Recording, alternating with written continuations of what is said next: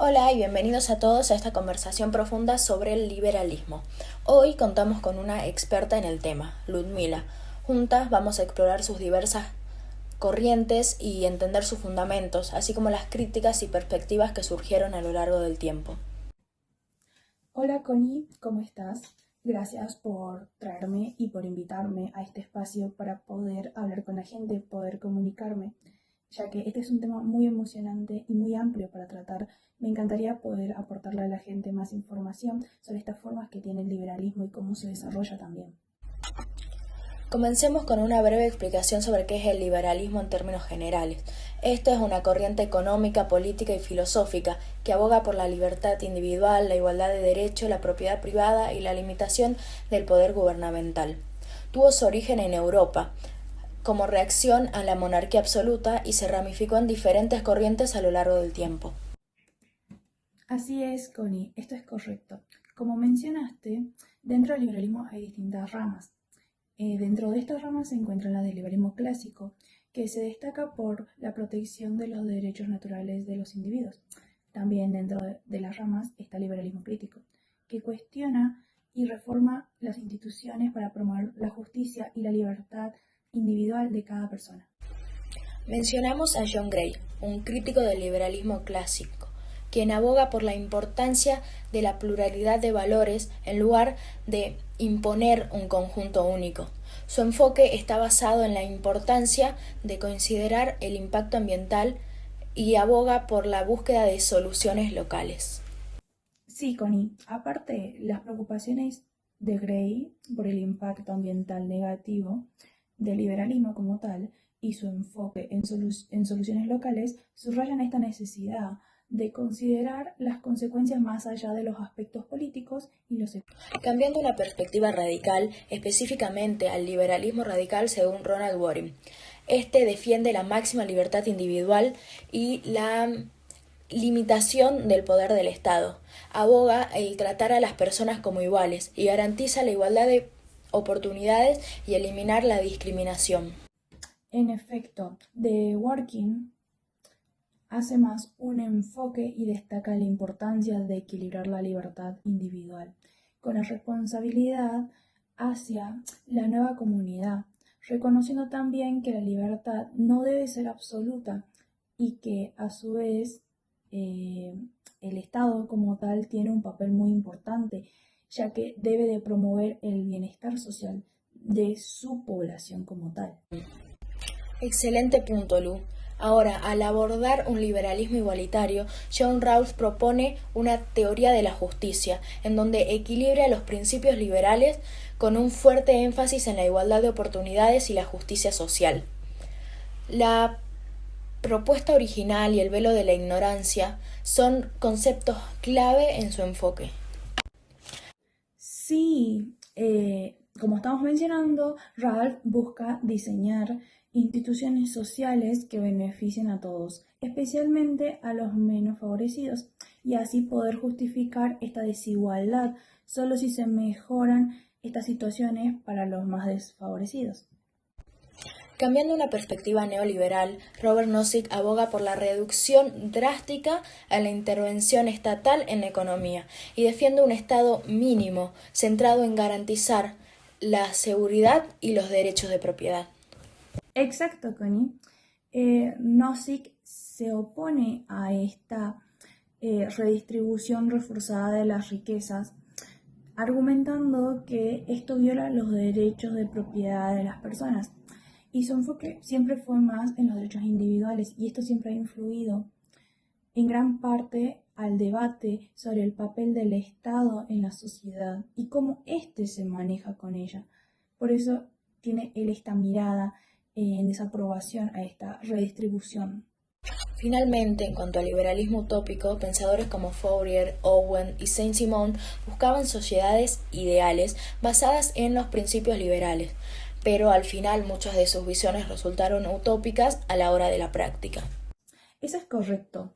Aunque sus ideas influyeron en el pensamiento liberal y socialista, sus visiones utópicas a menudo resultaron un poco realistas en la implementación generalizada. Perfecto. Gracias por sumar tus conocimientos, Lu. Te quería preguntar si tenías algún aspecto que te gustaría discutir o que ampliemos entre las dos. A mi pensar, creo que hemos cubrido una amplia gama de temas de los cuales poder hablar, pero si hay algún tema en específico que los espectadores deseen explorar más a fondo, estoy encantada de poder explicarles y también dar mi pensamiento con respecto a ellos, solucionarles sus inquietudes y también así estar ampliamente abierta a el pensamiento de ellos y qué opinan también sobre este movimiento, dado a que todo lo que hemos hablado ellos también deben tener sus propios, como su propia mirada también. Por ahí capaz les resolvemos muchas dudas y también les podemos haber generado varias, porque uno está muy acostumbrado a escuchar muy por encima sobre estos movimientos, cuando en realidad es algo más profundo. Perfecto. Te quería dar las gracias por esta conversación informativa y equilibrada sobre el liberalismo. Sí, y es importante destacar que el liberalismo es un término muy amplio y que las interpretaciones pueden variar. No hay un único liberalismo, ya que las personas que se deliberan liberales pueden tener distintos enfoques y concepciones de este, ya que también existen distintos ideales y no siempre van a ser iguales. Bueno, fue una conversación fascinante, Lu. Y antes de cerrar, ¿podrías darnos un breve resumen de qué es el liberalismo para nuestros espectadores? Claro, les explico. En resumen, el liberalismo es una corriente política, económica y filosófica que aboga por la libertad individual, la igualdad de derechos, la propiedad privada y la limitación del poder del gobierno de la vida de las personas. Esta se basa en la idea de que los individuos deben tener la libertad de tomar decisiones económicas y personales, sin interferencia excesiva del Estado. Aunque hay diferentes corrientes dentro del liberalismo, todas comparten un compromiso con la libertad de los derechos individuales de todas las personas. Muchas gracias por esta síntesis, Lu. Esperamos que esta discusión/conversación les haya servido para ampliar sus conocimientos sobre el liberalismo y sus diversas perspectivas. Si alguno tiene alguna pregunta, no duden en hacérnosla. Muchas gracias por acompañarnos el día de hoy. Sí, gracias en serio a todos porque ha sido un placer inmenso para mí compartir todos estos conceptos y expresar mis conocimientos. Pero sobre todo fue un honor para mí compartir con vos, Connie, en esta charla para darles a conocer un poco más sobre esto que es el liberalismo. Así que fue un placer y muchas gracias por la invitación. Hasta pronto.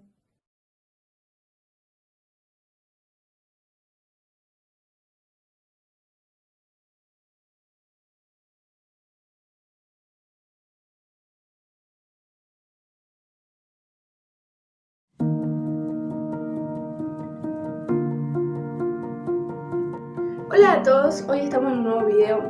En este video yo y mi compañero Diego vamos a hablar un poco de lo que es el socialismo.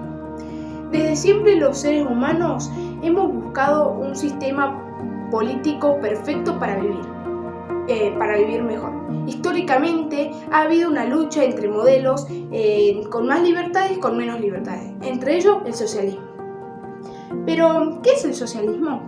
El socialismo es una corriente filosófica de pensamientos tanto social como económico y político, así como un conjunto de diversas teorías, movimientos y sistemas socioeconómicos que en dicho pensamiento se han inspirado. Para empezar, vamos a hablar del origen del socialismo moderno y sus máximos exponentes. Se remonta tan solo al siglo XIX con el llamado socialismo utópico. Era llamado así porque, como su nombre lo indica, tenía sistemas sociales basados en la igualdad y la justicia social, es decir, las bases del socialismo. Pero sus propuestas normalmente eran demasiado idealistas y no eran viables en la práctica. Hubieron 4 máximos exponentes: los 3 franceses, Henri de Saint-Simon, Charles Fourier y Etienne Cabet, y tan solo un británico, Robert Owen. Mientras que en Inglaterra se desata esta corriente debido a la revolución industrial y el desarrollo de la economía política, en Francia fue más filosófico. Saint-Simon, el cual era su máximo exponente, creía que el individualismo liberal, que enfatizaba los derechos individuales a expensas de la igualdad y la justicia social, era la causa de los problemas sociales de la revolución industrial.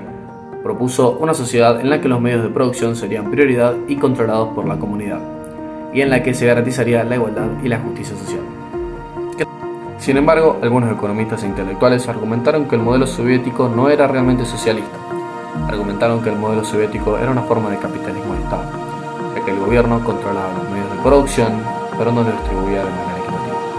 Tras la Segunda Guerra Mundial, el mundo se dividió en dos bloques: el bloque socialista, encabezado por la Unión Soviética, y el bloque capitalista, encabezado por Estados Unidos. Bueno, el socialismo surge a finales del siglo XIX en Europa, y a Argentina la historia del socialismo se remonta a finales del siglo XIX, cuando empiezan a surgir movimientos socialistas en respuestas a las desigualdades y a las explotaciones de vida que estaban viviendo los trabajadores en ese tiempo. Los primeros socialistas argentinos fueron influenciados por el socialismo utópico europeo, que propone la creación de sociedades perfectas sin clase socialista. Entre los argentinos se encuentra Juan Bautista Justo, fundador del Partido Socialista Argentino en 1896, y José Ingeniero, fundador del Partido Socialista Argentino Independiente en 1904. Cuando llega el socialismo a la Argentina, dentro del Partido Socialista argentino surgen diferentes socialismos. El primero es el socialismo reformista. El socialismo reformista, liderado por Juan Bautista Justo, fue la corriente dominante del Partido Socialista Argentino. El socialismo reformista apoyaba la participación de los trabajadores en la política y la reforma del capitalismo a través de la legislación. Otro que tenemos es el socialismo revolucionario. El socialismo revolucionario, liderado por José Ingeniero, fue de una de las corrientes que menos gente tenía. Y por último tenemos el socialismo democrático, creado en 1920 por Agustín Palacio. Este pasa a ser la corriente dominante en el Partido Socialista Argentino. Este apoyaba la participación democrática y la reforma social para que la sociedad sea más justa y equitativa para todos. Por ejemplo, en la Argentina, el socialismo se vio en diferentes casos, ¿no? Primero en el gobierno de Perón, que fue del año 1946 a 1955. Perón optó por adoptar algunas políticas de corte sociodemócrata a su gobierno, por ejemplo, la creación de un sistema de seguridad social y la nacionalización de algunas empresas. Eso significaba que las ganancias de esas empresas vayan para el Estado y no para la empresa misma. Por ejemplo, el socialismo se vio afectado durante la dictadura militar, se vio reprimido, hubieron socialistas detenidos, torturados y hasta incluso asesinados. El Partido Socialista se recupera en el retorno a la democracia en 1983. En ese año el movimiento logra ser uno de los más importantes del país, con representación en el Congreso y en las legislaturas provinciales. Hoy en la actualidad el movimiento socialista argentino se encuentra dividido en varios partidos políticos. Yo en especial conozco dos muy importantes, que es por ejemplo el Frente a la Izquierda y Trabajadores y el Partido Obrero. El socialismo utópico sentó las bases y permitió a los dos alemanes, Karl Marx y Friedrich Engels, formular una teoría más desarrollada, que luego llamaron socialismo científico. Así haciéndolo a lo largo de su vida, pero teniendo como piedra angular el Manifiesto Comunista, publicado en 1841. Lo que se dice en el manifiesto comunista es que la humanidad está en una constante lucha de clases, diciendo que en el capitalismo la clase dominante son los grandes empresarios y los oprimidos son los trabajadores. Menciona que no se valora de forma correcta el trabajo de la clase obrera, por lo que ellos luchan por la distribución de la riqueza social. El socialismo científico alcanzó su apogeo político en el siglo XX, con la creación de la Unión Soviética en 1917 y la expansión del comunismo a otros países de Europa del Este, Asia y América Latina, inspirado por los dos alemanes Marx y Engels. En la década de 1920, el comunismo y la socialdemocracia se habían convertido en las dos tendencias políticas dominantes dentro del movimiento socialista internacional. La Unión Soviética fue un modelo de socialismo de Estado en el que el gobierno controlaba la economía de manera centralizada.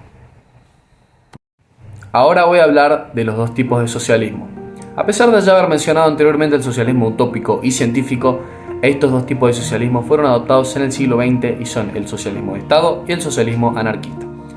El socialismo de Estado es la forma generalizada y adoptada por la Unión Soviética, China, entre otros países, que consistía en una forma de socialismo en la que los medios de producción son propiedad y controlados por el Estado, asimismo encargándose de la planificación de la economía y la distribución de bienes y servicios. El socialismo anarquista, por otro lado, no podía haber sido adoptado por ningún Estado, ya que era incompatible con la idea de Estado-nación, rechazándolo y sosteniendo que los medios de producción deben ser propiedad y controlados por los trabajadores, y que la sociedad debe organizarse de forma descentralizada. Esta forma de socialismo se originó en el siglo XIX con el trabajo de pensadores como el francés Pierre-Joseph Proudhon y el revolucionario ruso Mikhail Bakunin. Para mencionar una de las características principales del socialismo, se tiene que mencionar la propiedad pública, lo que significa que, a diferencia del modelo capitalista, los medios de producción y distribución son controlados y regulados por el Estado con el objetivo de mantener una sociedad justa. Y otra característica es que todas las actividades económicas son planificadas y coordinadas por una autoridad central del Estado para producir lo justo y necesario para evitar sobras. Otra característica que tenemos, por ejemplo, es la sociedad igualitaria. En el sistema socialista, las riquezas eran distribuidas de manera igualitaria entre los ciudadanos para que no recaiga en un grupo minorista, digamos. Otra que tenemos es la falta de competencia en el mercado. Bueno, en un sistema socialista, la falta de competencia en el mercado se debe a que el Estado es el único actor económico controlando tanto la producción como los precios de los bienes y servicios. Esto significa que no hay empresas privadas compitiendo entre sí. La intervención estatal tiene como objetivo evitar la explotación laboral y el monopolio en el mercado por parte de empresas poderosas. Al controlar los precios se busca garantizar que los productos sean accesibles para los ciudadanos y evitar la formación de monopolios que puedan abusar de su posición dominante. Bueno, hasta acá llega el video. Espero que les haya gustado y espero que hayan aprendido algo sobre el socialismo. Nosotros por nuestro lado aprendimos tanto de su importancia en el siglo XX como de su historia y sus características. Nos veremos en un próximo video. Hasta la próxima.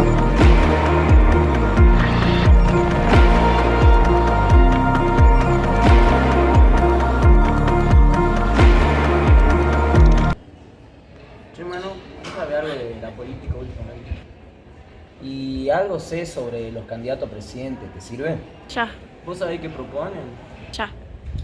Y ponele que pegue una ojeada por ahí, digamos. O sea, sé que la Pato no quiere crear nuevos impuestos, digamos, ni subir los existentes. Y bueno, sé que Massa va a seguir con los planes sociales, las obras y todo eso desmedidamente. Y el peluca de Milei quiere dolarizar la economía, ¿viste? Ya, yo te decía porque me acordaba de la clase de ciencias políticas que tuvimos hoy, ¿viste? Y como las elecciones están acá nomás, yo quería saber para qué lado quiere cada candidato. ¿Y vos cómo lo clasificás? Y por descarte, capaz, Ya. Descarte de... de las corrientes políticas, gordo. ¿Te acordás que son o no? Ya. Sí me acuerdo que son, a ver... No, mentira, no me acuerdo. A ver, vení, vamos, te explico.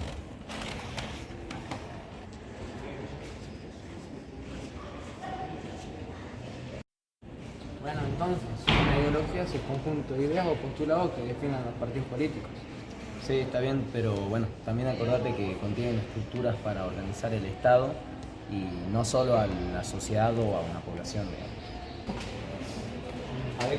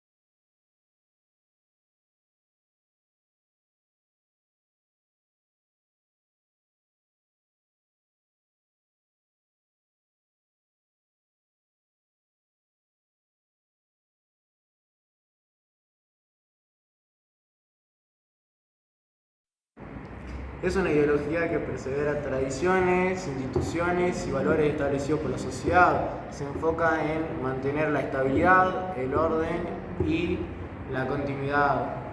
Tiende a ser cauteloso con los cambios radicales. Perfecto. Bueno, como bien dijiste, las bases del conservadurismo yacen en la tradición, la autoridad, la estabilidad, la prudencia y el escepticismo ante los cambios sociales.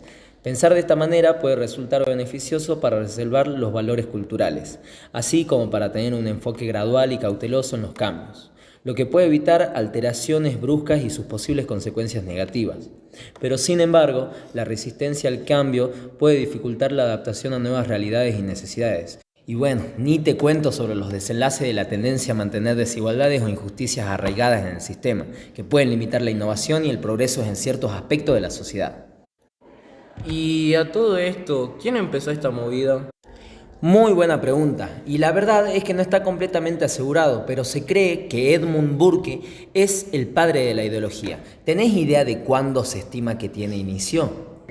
Bueno, me acuerdo que la profe decía algo de la Revolución Francesa industrial, calcular en los siglos XVIII y XIX. Creo que dijo algo sobre cómo los cambios económicos y sociales que trajo consigo, la organización y la industrialización, generaron preocupación entre algunos sectores de la sociedad que temían la pérdida de valores tradicionales y el desorden social. Ahí salieron los primeros conservadores que defendían la estabilidad, la jerarquía social y la preservación de las estructuras tradicionales. Ah, bien, la tenés clara. Bueno, volviendo a lo de Burke, era un parlamento británico y escritor político. En su obra Reflexiones sobre la Revolución en Francia, que es de 1790, expresó de manera contundente el rechazo de los conservadores a la Revolución Francesa. Es el originador moderno del conservadurismo.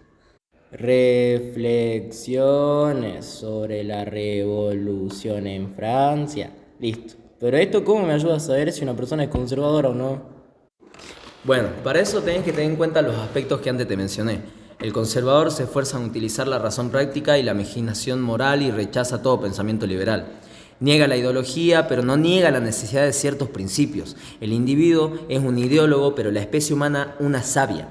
Desconfía del intelectual, del ilustrado que no quiere reconstruir a la sociedad y la naturaleza humana con su limitada razón privada. Bueno, no se imagina que un sistema determinado de concepto político aplicado uniformemente puedan traer la justicia, la paz, la libertad y la igualdad de todos los hombres en todas las épocas, digamos. Ah, no entendí. ¿Y si mejor me da un ejemplo práctico? Bueno, a ver, lo más parecido que tenemos acá es el partido de Juntos por el Cambio, que si bien su orientación política no es homogénea y coexisten diferentes corrientes ideológicas, se puede identificar algunos aspectos que podrían relacionarse con una postura conservadora, como por ejemplo, vamos a hablar ahora de la economía. La economía en Juntos por el Cambio defendió políticas económicas más orientadas al libre mercado, la reducción del gasto público y la promoción de la inversión privada, digamos. Estas posiciones suelen asociarse con el conservadurismo económico. Después tenemos los valores sociales del Juntos por el Cambio, que, aquí algunos miembros de la coalición han expresado posturas conservadoras en temas como el aborto, la educación sexual y los derechos de las minorías. Sin embargo, también hay voces dentro de Juntos por el Cambio que defienden posturas más progresistas en estos asuntos. Luego tenemos las relaciones internacionales. Durante su gobierno anterior, del 2015 al 2019, Juntos por el Cambio mantuvo relaciones cercanas con Estados Unidos y otros países occidentales. Esta alineación con potencias occidentales podría considerar un rasgo conservador en política exterior. Igual, ten en cuenta que hay dos extremos en el espectro del conservadurismo, que es el conservadurismo moderado, que supone una tradición conservadora moderna que ha aceptado la democracia como régimen de gobierno, está poco conectado con los valores religiosos y mucho más con los del nacionalismo y el libre mercado. Y el conservadurismo extremo reaccionario, que constituye la llamada reacción contra los movimientos libertarios, herederos de la Revolución Francesa y de la Ilustración, más apegada a valores propios del antiguo régimen como la religión, la tradición, la autoridad y la fidelidad a las tradiciones. Ok, en ese caso, Juntos por el Cambio entraría en el conservadurismo moderado, según lo que me diste a entender. Así que ahora sí entiendo. Gracias, mano, te debo un toto de la debo por esto. El anarquismo es un movimiento político y filosófico que tiene como objetivo principal la abolición del Estado y de toda forma de gobierno, al igual que toda forma de autoridad, jerarquía social o control que la sociedad le pretende imponer a los individuos. En las reflexiones de los anarquistas se cuestiona el rol del poder en la sociedad, busca la autonomía individual, la capacidad de la persona para decidir y llevar a cabo las actividades de la vida cotidiana utilizando sus propias habilidades y recursos, además de la cooperación voluntaria. Además, el anarquismo tiene un enfoque de organización horizontal, permite que los colaboradores posean mucha más libertad y autonomía para tomar decisiones sin la necesidad de pedir autorización y fomentar un ambiente de empoderamiento y motivación que conecta con los objetivos generales. Estos objetivos están enfocados en cumplir las metas de productividad en lugar de complacer las decisiones de un líder. Se enfoca en la planificación y toma de decisiones en conjunto. La cuestión social fue para los anarquistas un problema de desigualdades, tanto económicas como sociales, producidas por el sistema capitalista que justificaba la revolución social.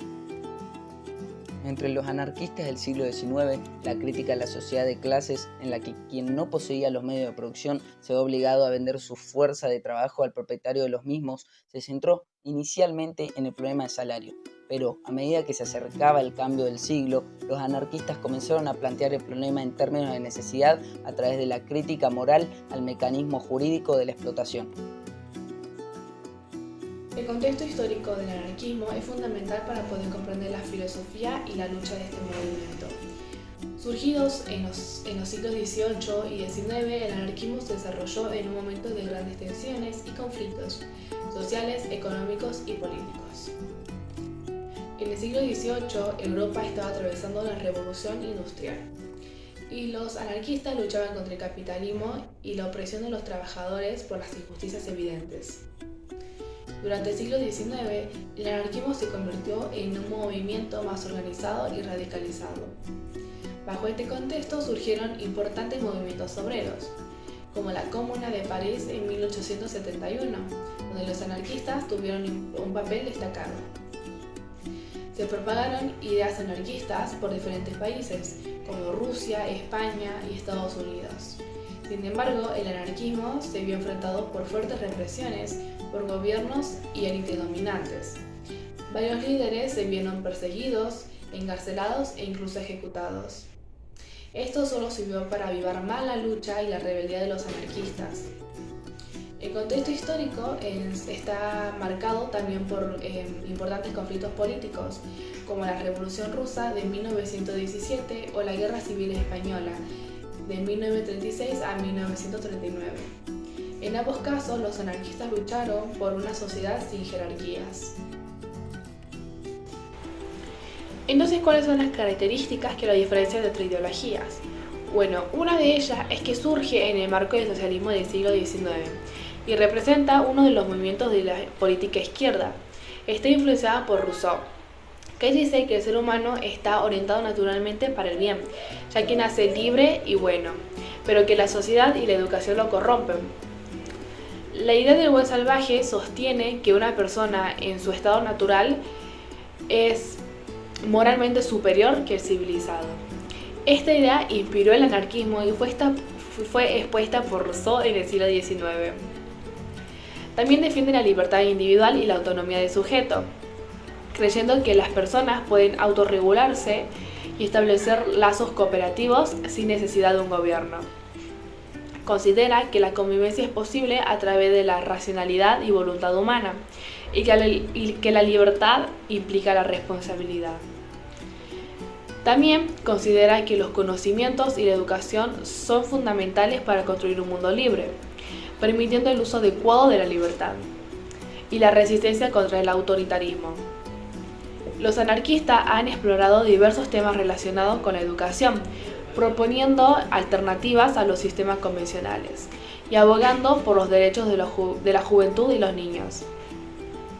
También defiende la abolición del Estado y considera que tanto el gobierno como la ley son represivas, innecesarias y contrarias a la libertad individual.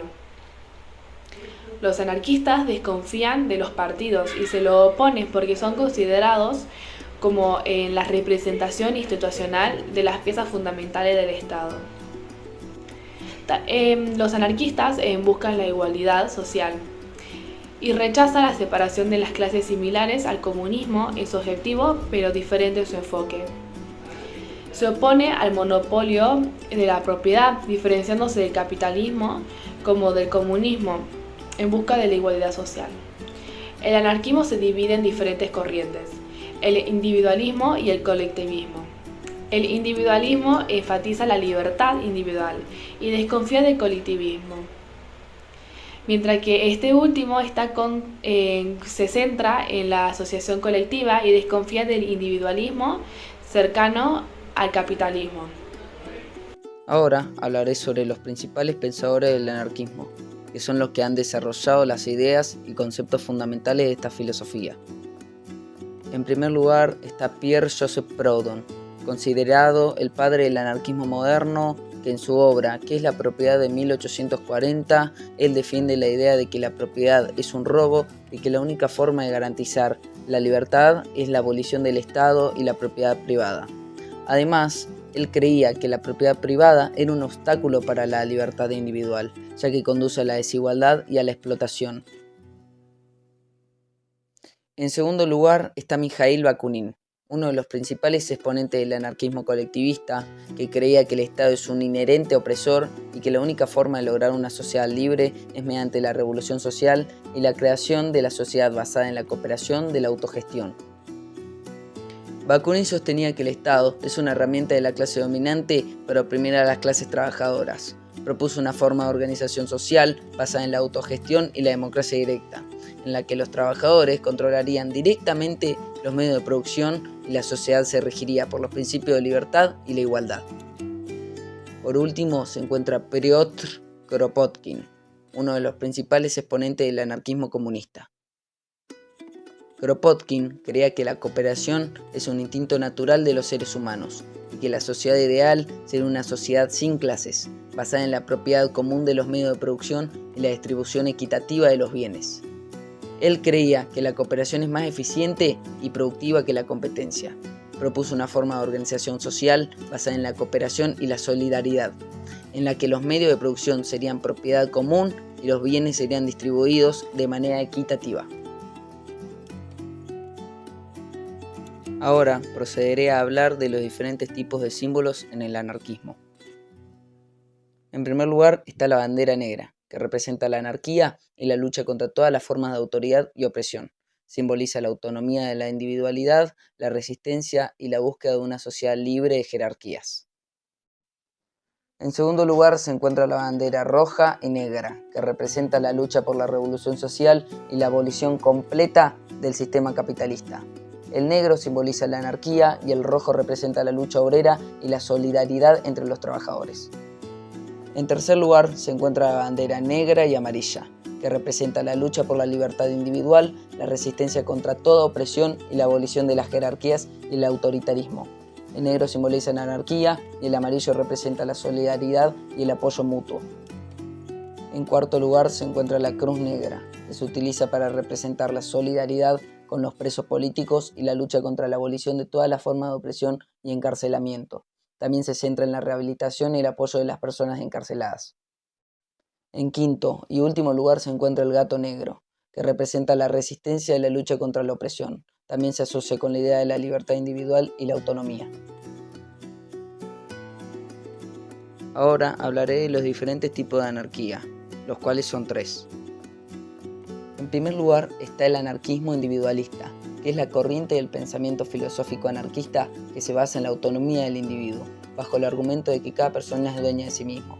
Se fundamenta con el concepto de anarquismo que prioriza el individuo por encima de cualquier influencia externa, sea este el Estado, los estereotipos sociales o la religión.